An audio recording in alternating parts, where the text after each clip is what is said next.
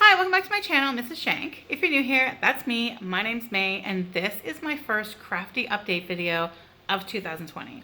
It's actually my first crafty update video ever. I'm just trying something new where I'm going to document all the crafty stuff that I get up to like throughout the week. I'm thinking Monday through Sunday, and then probably post this every Tuesday. So today's actually Tuesday because we were out of town yesterday. So I'm winding yarn on my lap because someone got into it and I had to. I'm watching Dogwood Knits, episode 5. How cute are those socks? She's test knitting them. Their color work, obviously. I love them. I think that's really, really cute. And it's funny because every time I find something new I want to do, I'm like, oh, but it's not in my like make 9, so I can't do it yet. Anyway, I'm just trying to work through. It's so tangled. I have like two balls going, like it's an issue. But then I'm gonna sit and knit some puffs, and I'll show you my puff progress as I watch some YouTube videos, and Chris will come out and watch some Netflix too, probably. I'm not trying to look like Heidi. Elena just braided my hair before she went to bed. So I'm sitting here watching Dogwood Knits. As I just said, I'm still winding up that yarn. And she's doing those, she's test knitting those socks. And what's funny is like I learned to knit and like at the time, like way back in like the early to mid 2000s, I was all about Yarn Heartlet. I still love Stephanie, whatever, she's great, but like I used to check her blog every day, just like a lot of us did, I think, and like follow along with her like as she was doing stuff. And her big thing was sock knitting, right? And so all I wanted to do was learn how to knit so I could knit socks. So I learned how to knit, and then I started knitting socks and kind of like never looked back. Like I've knit some blankets, I've knit like hats, obviously, like I've done kid stuff, you know, like I've knit different things here and there, but generally I knit socks like almost exclusively. I think tomorrow I'll sit down and talk a little about my Make 9 for 2020. I'm very excited about it. Tomorrow's knit night also, so I get to cast on for that tomorrow. I mean, I'll probably do the gauge swatch at knit night and then maybe cast on there too, but I'll at least do the gauge swatch and show you that. And if everybody's cool with it, then I'll also like film some knit night stuff. But anyway, so I'm watching Dogwood Knits, and she's talking about how like she likes to knit socks because they're mindless and you don't really need to think about it. And what's funny to me is that like I've been knitting for like 15 years and I know that I'm capable of doing all kinds of different things, and I just don't because I like knitting socks.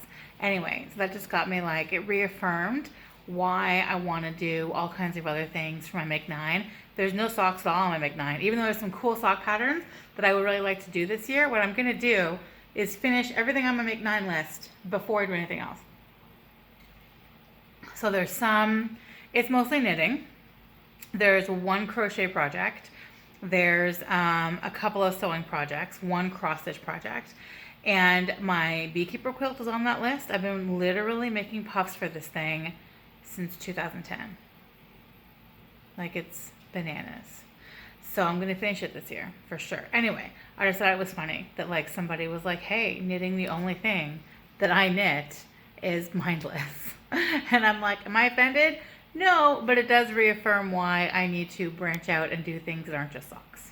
So I'm on my way to knit night, and I would love to knit some more puffs on the bus and on the subway. But I feel so encumbered by my jacket and my sweater. I feel like I miss a lot of things about California. Like, don't get me wrong, I am very happy to be back. I love my friends and my family. And yeah, anyway, Canada's great. But I miss not having to wear bulky winter stuff because it's hard to knit on the bus with a hoodie and a jacket. Don't you have one of these? Thank you so much. Yeah, but mine, my Swift is wooden and my ball winder is plastic. So it doesn't sound as like old-timey and pretty as this one does. Mine makes like a kind of a clacking. You have to take it off and on. I used to have it on the dining room table all the time. That would really piss off every single other person. Yeah, exactly. This exact one? That name brand, I'm pretty sure. There's not that many ball winders out there. And the wooden ones.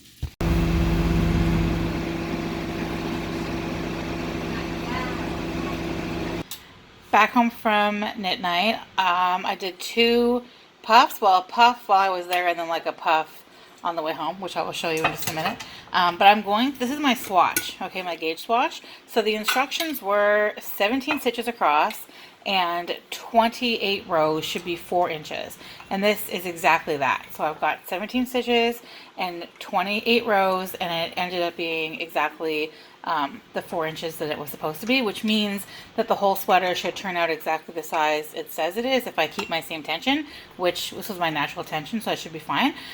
There's a little bit of give, but it's kind of a boxy sweater, so like we don't really want it to have too much give. But anyway, so I could just start knitting, but I didn't want to jump right into it until I had washed and dried it to see how the yarn was going to behave once it's been washed and dried. It's the Baraco. I'll link it in the description. This color is oat, and then the darker color I'm using is dark denim, I think. I'll show you anyway. So I'm going to wash and dry this right now, and I'll show you what it looks like. But in the meantime, I think I'm just going to knit more puffs. So I washed and dried the swatch, and it's exactly the measurement it's supposed to be, so that's exciting. I cast on right away. I went with, okay, so it goes like extra small, small, medium, large, extra large, etc. And the numbers, like for the measurements, seemed like I would actually be a medium, but I think it's supposed to be big and boxy, so I went with a large instead. Yeah, I'm on row, well, I'm here, and I have 9 more times, and I've done it 5 times. I cannot tell you how excited I am about this. I know that like it is not a big deal, but I'm a sock knitter, I'm making a sweater, so it's pretty exciting. Also, when I'm done, I get to make a matching one for Mr. Nacho. He sits with me on the couch while I knit at night. This is a blanket that my mom made that I will show you probably. I want to show you right now, but I'll wait till the morning to show you. It has little flecks in it. This is so cute. Chris and I were watching Brooklyn Nine-Nine, and when the TV tells you you've been watching it for too long, it's time to go to bed. Also, it's 2:30, so. Friday morning, I'm out here making coffee, and this happens in the living room. Entirely my fault that I left it where Nacho could get it. These 2 are a little scraggly, but seem fine. This obviously needs to be dealt with, and the other 3 balls remain untouched. The most important thing, though, is that my progress last night is fine, so it's fine. I am way too excited about this. Like, all I want to do is run around and get my chores done, film a video for today, and then sit down and knit, like, all weekend. So sitting here catching up on knitting videos, but I need to make sure I know what I'm doing. So I did this.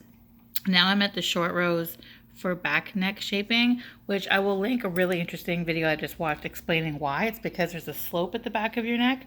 If you're a knitter, you probably are like even like a seamstress, I guess, you'd be aware that you have to make the back of a garment taller than the front, you know, if you even just like think of how most of your shirts and sweaters lay. Anyway, so I believe this is the same way that I turn a heel with the short rows, but I'm gonna watch a tutorial just in case. Okay, making excellent progress. Catching up on Cozy Up Knits. I've actually already watched this podcast, but I love them. Podcast, video, you know what I mean.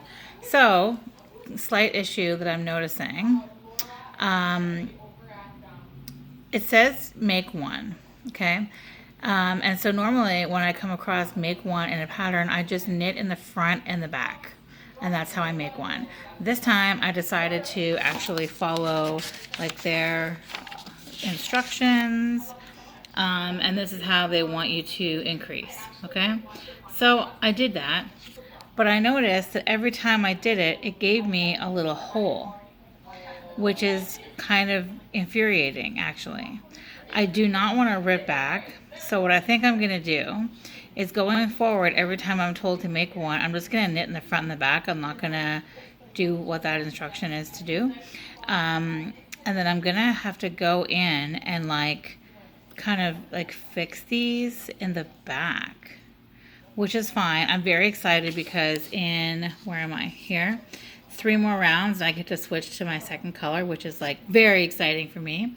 And then when I do that, I think I will repair those little holes right now instead of waiting to the end because it's driving me nuts to look at them.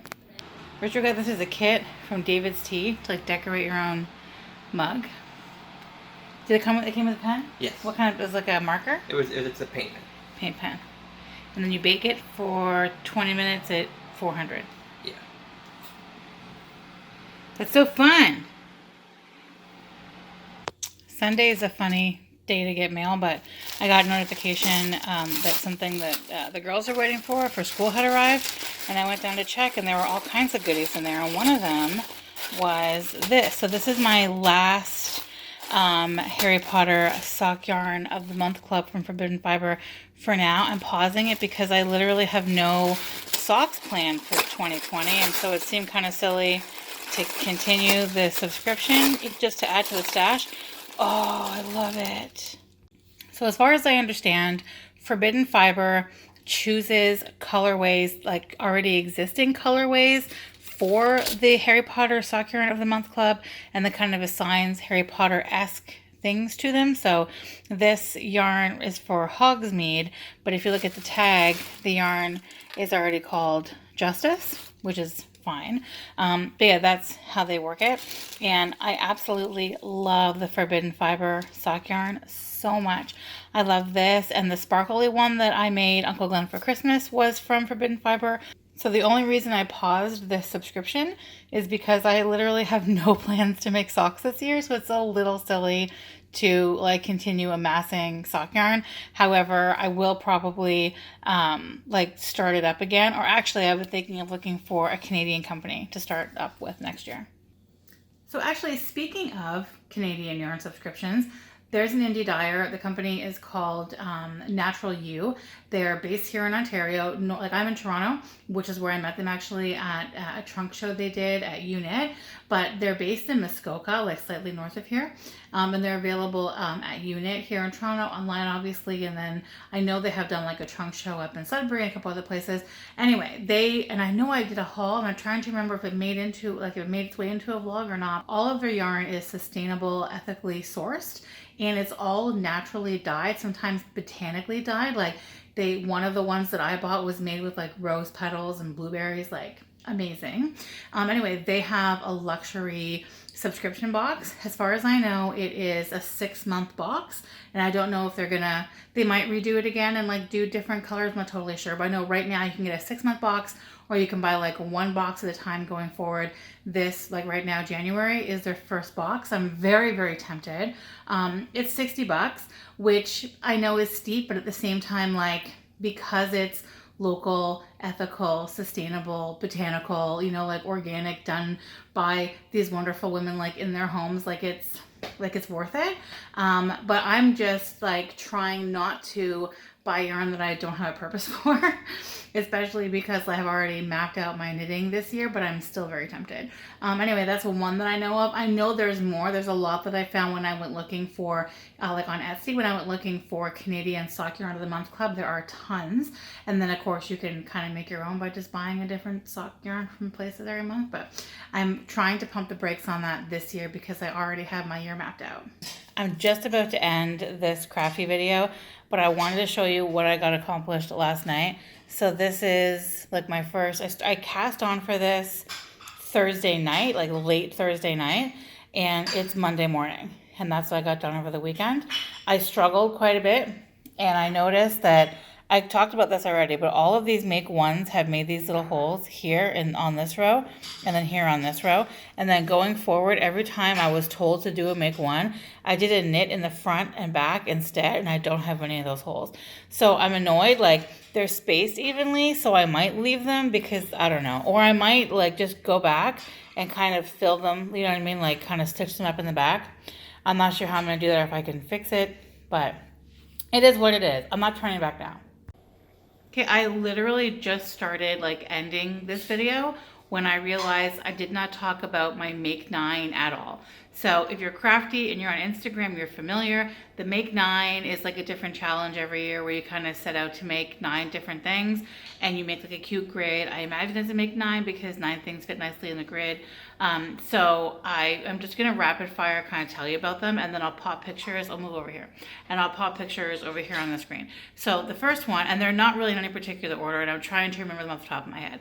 So one of them is the one that I'm working on right now, which is a matching sweater for Nacho and I. I was inspired by an Instagram account where she's an amazing sweater knitter. So she makes sweaters and then she uses the remnants to make matching sweaters for her tiny Chihuahua jelly bean, which is like the cutest thing I ever heard. But anyway, so the sweater that I'm making, the pattern is the simple summer sweater, maybe even super simple summer sweater, something to that effect. And so that's the pattern. And anyway, so that's the first thing. I'm also working on my Hexie Puff quilt. So here's a picture of somebody's finished Hexie Puff quilt. It's by Tiny Owl Knits. Literally, I've been working on this off and on since 2010. Like, it's bananas. So what you do is you make a ton of these little Hexie Puffs, okay? And then you stuff them with stuffing, and then you sew them all together to make a giant quilt. And so what I'm gonna do is keep track by showing you like how many of these I make every week, because they're good for transit, they're good for downtime, whatever, when you don't need to be paying attention to like how many, you know, we don't need to pay attention to a pattern, you don't have to count or whatever. Those are good travel, that's a good travel project. So that was the second one. And then, you know what, I'm just gonna pull up my computer so I can look at it. I just pulled up my Instagram on my computer. Okay, the third thing is this cardigan by Hedgehog Fibers. It's called the Le Poof cardigan because it has, you'll see like a poofy sleeve situation going on. Very excited to do that. I really love Hedgehog Fibers. It's made from sock weight. And so you just kind of do like a gradient, so you like make a nice fade. So that's one of them. I also really want to knit the Honey Boo cardigan from Poison Girls. It just looks really cute. I'm not sure what color I'm going to do it in. I do like the pink, but I don't wear a whole lot of pink, so I'm not entirely sure. I think I might do it maybe in like a purple. We'll see. Then there's this thing called 100 Acts of Sewing, and I want to do 2 patterns from it. So it appears that there's maybe like 5 or 6 patterns. I could be way off, but it seems like there's just a handful of patterns. Like there's a basic dress, a basic skirt, a basic pair of pants, a basic top, and then I think like a second dress and maybe like a second top. I'm not sure. I really want to do their skirt number 1 and their dress number 1. So dress number 1 has these super cute pockets. I've seen it done all in one fabric where the pockets are the same as the rest of the dress. I've seen them done like in contrasting pockets, contrasting ties, whatever.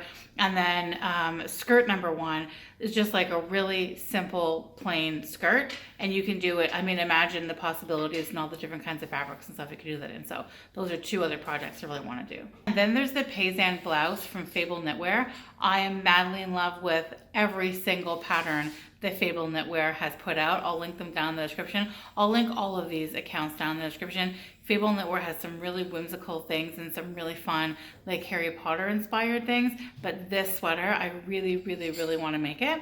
Yeah, so that's on the list. And there's 2 other things. Oh, one is the cross stitch of Toronto, my hometown, where we live now, blah, blah, blah. It's like one of my favorite places in the whole world, and I would love to make this beautiful cross stitch of it. And this shop on Etsy, this designer, she has tons of amazing cross stitch patterns like in the same style. So this is one that I really want to get done this year. And then finally, I need to learn to crochet just a simple chevron stitch, because I want to make a temperature blanket this year. And I think it's pretty self-explanatory, but you just assign a different color yarn to different increments of temperature. So some people are very specific and have a lot of colors. Some people are less specific and maybe go like 5 to 10 degree increments, or you could go more or less, whatever. But basically you crochet 1 row a day, or 2 rows a day, like just depending. I'm gonna do 1 row a day, I think, of what the average temperature was that day. Some people do 2 rows a day where it's like the low and the high of that day. So I don't know exactly how I'm gonna do that, but I'm gonna do a temperature blanket, and I am very excited about that. So that's like my 9 things that I wanna get done this year. I cannot believe, like I knew this like early, like last week. So I can't believe I didn't talk about that, but I think I wanted to sit down and do it properly, which I obviously did not just do, but that's fine because we covered it. So now I'm going to show you the puffs that I did this week. I think my count this week is 12, but I'll check. And then I'm going to officially end this and start this week's video. So I did 12 puffs this week, which is exciting. I didn't realize I had done so many. So yeah, they're great transportation projects because you can do them like on transit. And I love when you run out of a color and then you like do more than one in one puff. I love that. That's the point. It's supposed to use up scraps. Some of them that are solid colors, like these obviously are all, you know, gradients. So I'm not going to do that. But some of them that are solid colors, you can like embroider on them. You could, anyway, there's a lot of fun things you can do with them. So I made 12 of them this week. So that's my life in crafts this past week, I guess. I really need to come up with a better name. I'm open to suggestions as always, so if you have any ideas for me, please leave them in the comments. And let me know what you thought of this video. This is my very first crafty update type video. I would love to know how you feel about it, like what you like about it or dislike about it. If you have any questions about anything, feel free to ask me in the comments. You know, I always am happy to answer your questions if I can. I will go through it and try to link everything that I talked about, all the patterns and all the stuff. This bag, actually, this is called the Dream Tool Bag. Okay, I love it madly. It's from Kohana. It's pretty cool. So the story behind it is, first of all, it's made from Merchant & Mills oilskin fabric, so it's going to last forever, and it only looks more beautiful the more it's used. So by the time I'm like 80 and my kids get to have it, it's gonna look amazing. Like, it'll be so well worn, I can hardly stand it. But it's made through a single mother's cooperative in El Salvador. So all of the materials needed for it are sent to them, and then they hand make it like themselves and then send it back. So it's pretty amazing. There's a lot of fun stuff like that. The Sold at Unit, the shop that I do some work for, I'll link that down in the description. I don't get a kickback or anything. I just think it's really cool. But yeah, I'll link that to show it to you because it's like my new favorite thing that I love. And also I am using an Easter basket as my knitting basket. Somebody did ask me on Instagram a little while ago where I got my knitting basket. It's an Easter basket, so that's where I got it from. Like, I got it actually off a shop on Etsy a million years ago when my kids were Easter egg hunting, and they made like cute matching like Easter basket liners with their names embroidered on them. Like, that's how old it is. Anyway, I'm going to end this. As always, thank you so much for watching. If you like this video, give it a thumbs up, show some support, and if you like following along with my crafty endeavors, subscribe to this channel for new updates. Thanks so much, guys. Bye.